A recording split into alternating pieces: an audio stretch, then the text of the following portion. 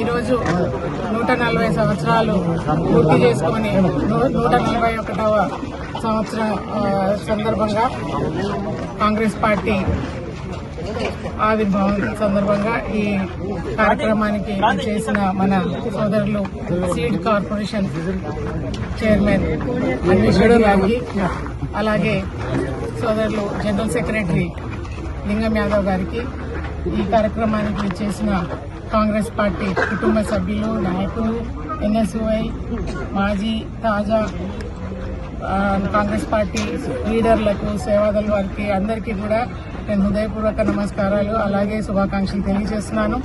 మరి మన దేశంలోనే 140 కోట్ల జనాభాలో కాంగ్రెస్ పార్టీ పోరాటం చేసి, బ్రిటిష్ నుంచి పోరాటం చేసి మరి మన దేశానికి, భారతదేశానికి స్వాతంత్రం తీసుకొచ్చి 140 సంవత్సరాలు మరి కాంగ్రెస్ పార్టీ స్థాపించి పూర్తి చేయడం సందర్భంగా ఈరోజు జెండా ఆవిష్కరణ చేయడం జరిగింది. మరి ఆ రోజు పోరాటం చేసి కాంగ్రెస్ పార్టీ స్వాతంత్రం తీసుకొచ్చిందో ఆ కాంగ్రెస్ పార్టీ భారతదేశంలో బడుగు బలహీన వర్గాల వారికి అందరికీ కూడా సంతోషంగా ఉండాలి, భారతదేశం అభివృద్ధి ఉండాలనే ఉద్దేశంతో అన్ని దేశాలతోనే పోటీలో ఉండాలి, ముందుండాలనే ఉద్దేశంతో ఆనాడు గాంధీ గారు, మరి అలాగే జవహర్లాల్ నెహ్రూ గారు, అలాగే ఇందిరాగాంధీ గారు, రాజీవ్ గాంధీ గారు, సోనియమ్మ, అదే బాటలో రాహుల్ గాంధీ గారు, ప్రియాంక గాంధీ గారు మరి దేశం కోసం ముందుకొస్తున్నారు. వారి చరిత్ర గురించి తెలుసుకోవాల్సిన అవసరం యువతకు ఉందని చెప్పేసి నేను మీడియా పరంగా తెలియజేస్తున్నాను. త్యాగాలకు కుటుంబం అంటే గాంధీ కుటుంబం అని చెప్పేసి మరి అందరూ కూడా తెలుసుకోవాల్సిన అవసరం ఉందని చెప్పేసి తెలియజేస్తున్నాను. అభివృద్ధి గరీబీ హఠావ్ అని చెప్పేసి అభివృద్ధి చేసే పార్టీ ఏదన్నా ఉంది అంటే కాంగ్రెస్ పార్టీ. కాబట్టి అందరూ కూడా కాంగ్రెస్ పార్టీ పట్ల మేమందరం కూడా, కుటుంబ సభ్యులందరం కూడా తప్పకుండా అందరం ముందుకొచ్చి మరి పార్టీ బలోపేతం చేయడానికి, రాబోయే రోజులలో రాహుల్ గాంధీ గారిని ప్రధానమంత్రి చేయడానికి మేమందరం కూడా ముందుకొస్తున్నామని చెప్పేసి తెలియజేస్తున్నాం. ఈరోజు జనగామ జిల్లా కేంద్రంలో జనగామ జిల్లా డిసిసి అధ్యక్షురాలు ధన్వంతి గారి నాయకత్వంలో కాంగ్రెస్ పార్టీ కార్యకర్తలు, నాయకులు అందరి సమక్షంలో జరుపుకున్నటువంటి కాంగ్రెస్ పార్టీ 140వ ఆవిర్భావ దినోత్సవం. ఇది మాకు గొప్ప అవకాశం. ఎందుకంటే మేము వచ్చినటువంటి సందర్భం వేరు, ఇక్కడ ఆవిర్భావ దినోత్సవంలో పాల్గొనే అవకాశం కల్పించినందుకు డిసిసి అధ్యక్షురాలు గారికి, అట్లాగే కాంగ్రెస్ పార్టీ కుటుంబ సభ్యులందరికీ కూడా ప్రత్యేకంగా కృతజ్ఞతలు తెలియజేస్తా ఉన్నాం. ఇవాళ కాంగ్రెస్ పార్టీ 140 ఏళ్ల కింద ఏర్పడ్డప్పుడు ఉన్నటువంటి పరిస్థితి, దేశంలో ఇప్పుడున్నటువంటి పరిస్థితి ఒక్కసారి మనం అంచనా వేసుకుంటే అర్థమవుతుంది. ఆనాడు బ్రిటిష్ వారి కబంధ హస్తాల్లో, బ్రిటిష్ వారి పాలనలో ఈ దేశమంతా కూడా ఇబ్బంది పడి స్వతంత్రం కోసం కొట్లాడుతున్నటువంటి సందర్భంలో కాంగ్రెస్ పార్టీ పక్షాన ఆనాడు నెహ్రూ గారు అందరు కలిసి స్వతంత్రాన్ని కొట్లాడి తెచ్చినటువంటి ఘనత కాంగ్రెస్ పార్టీది.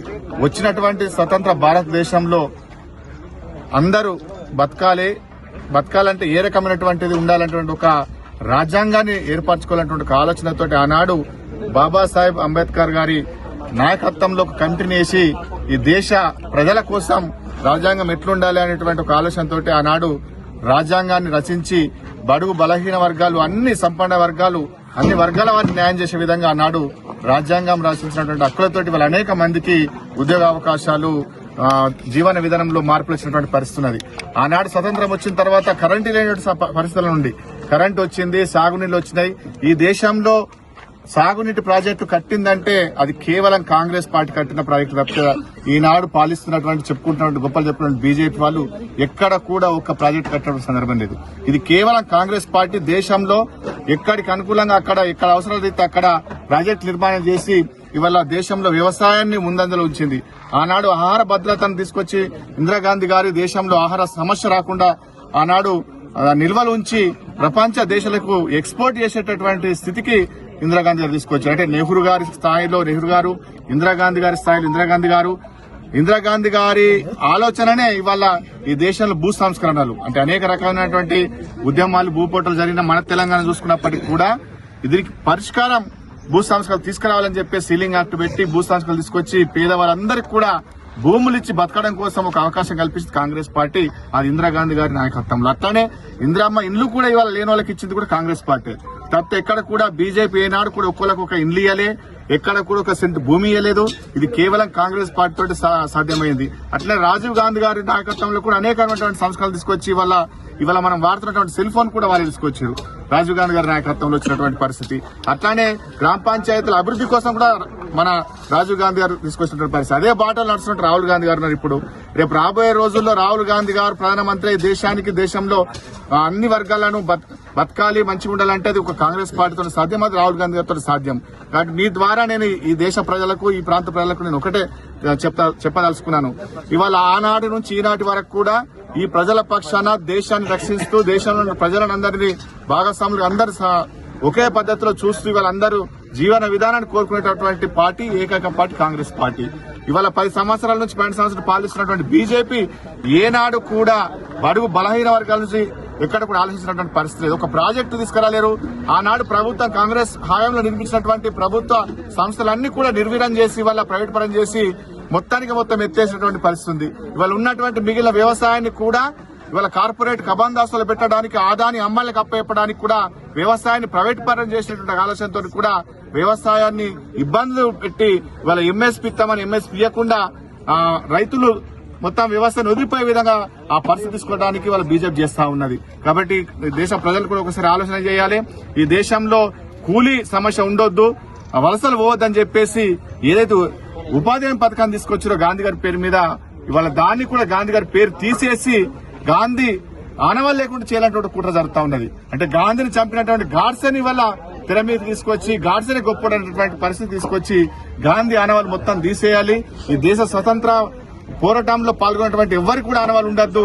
ఇవాళ కేవలం ఒక మతాన్ని సెంటిమెంట్ చేసుకుని మేము రాజ్యాధికారం చేయాలంటే ఒక ఆలోచన కుట్ర చేస్తున్నటువంటి బీజేపీ ఇవాళ ప్రజలంతా కూడా ఒక బీజేపీ కుట్రను ఆలోచించాలని చెప్పేసి ఈ సందర్భంగా తెలియజేస్తూ రాబోయే రోజుల్లో ఖచ్చితంగా దేశానికి రక్షణ అంటే కాంగ్రెస్ పార్టీతో సాధ్యం.